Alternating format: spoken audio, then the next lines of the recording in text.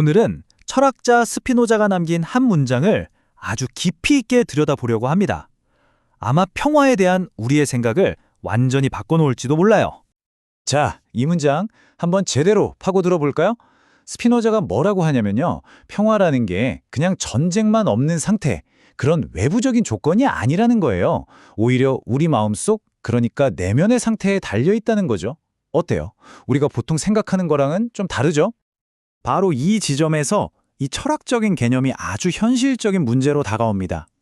전쟁이 없다고 그냥 생기는 게 아니라면 이 평화로운 마음이라는 걸 우리가 어떻게 아주 적극적으로 만들어 나갈 수 있을까요?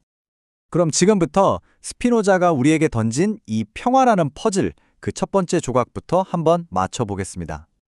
네, 바로 이겁니다. 평화는 가만히 있는다고 주어지는 게 아니라는 거죠. 오히려 우리가 끊임없이 노력해서 지켜내야 하는 아주 역동적인 상태라는 것. 이게 첫 번째 핵심이에요. 그럼 구체적으로 어떤 노력이 필요할까요? 스피노자의 생각을 쭉 따라가다 보면요. 이 평화를 단단하게 받쳐주는 세 가지 핵심적인 실천 덕목이 보입니다.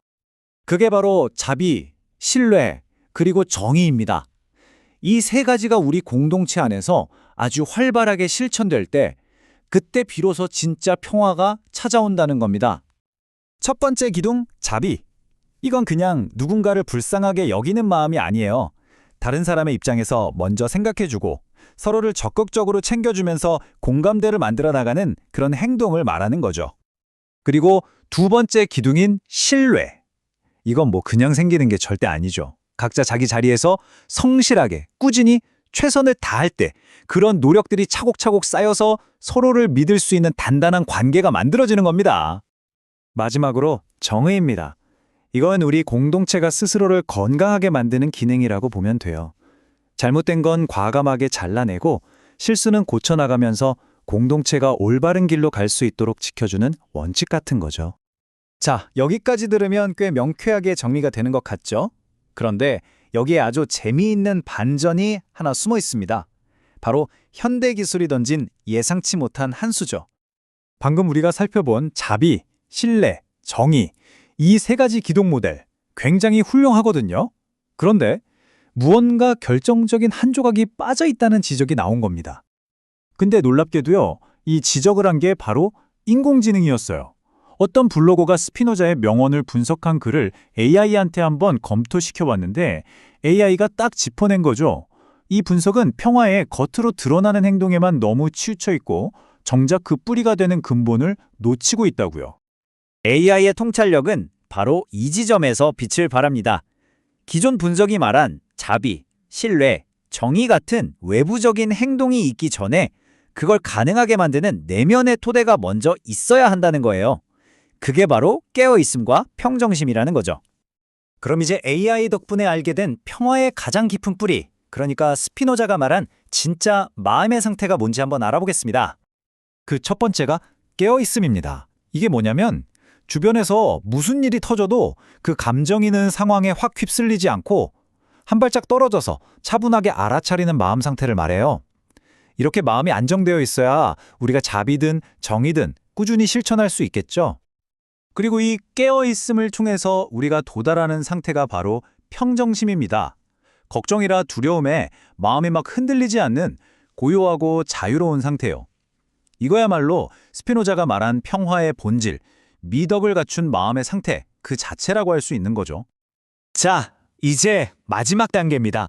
우리 내면의 상태와 밖으로 드러나는 행동을 하나로 합쳐서 스피노자의 평화 공식을 완성해 볼 시간이에요. 그래서 핵심은 바로 이겁니다.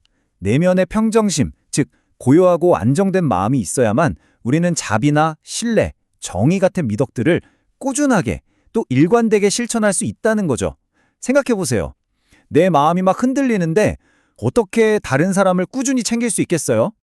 이 관계를 아주 명확하게 보여주는 좋은 예가 있습니다. 서로 좀 반대되는 것 같기도 한 자비, 즉 사랑과 정의가 어떻게 함께 작동하는지 한번 보시죠. 이걸 정말 멋지게 비유한 표현이 있어요. 우리 공동체가 나아갈 목표가 사랑이라면 정의는 그 사랑이 엉뚱한 길로 빠지거나 이기심으로 변질되지 않도록 막아주는 최소한의 안전장치, 그러니까 가드레일 역할을 한다는 겁니다. 왜 정의라는 가드레일이 필요할까요? 사랑만 너무 강조하다 보면 모든 걸 다 용납하게 돼서 공동체가 무너질 수도 있거든요. 정의는 바로 그럴 때 이 선은 넘으면 안 된다고 딱 기준을 세워주는 거예요. 이기심을 제어하고 신뢰를 위한 최소한의 선을 지켜서 사랑이 더 건강하게 자랄 수 있는 땅을 만들어주는 거죠. 자, 바로 이게 완성된 평화의 공식입니다. 우리가 밖으로 실천하는 자비, 즉 사랑은 측은지심, 남을 안쓰럽게 여기는 마음에서 나오고요. 정의는 수호지심, 불의를 부끄러워하는 마음에서 비롯됩니다. 이 모든 외부적인 미덕들이 결국 우리 내면의 평정심이라는 단단한 토대 위에서 조화롭게 움직일 때 비로소 스피노자가 말했던 그 진정한 평화가 이루어지는 겁니다. 결국 평화는 밖에서 누가 가져다 주는 게 아니라 우리 각자의 마음속에서 시작해서 구체적인 행동으로 완성되는 하나의 여정인 셈이죠. 오늘 이 분석을 보시면서 여러분의 일상에 한번 적용해 볼 작은 실천 하나를 떠올려 보시는 건 어떨까요?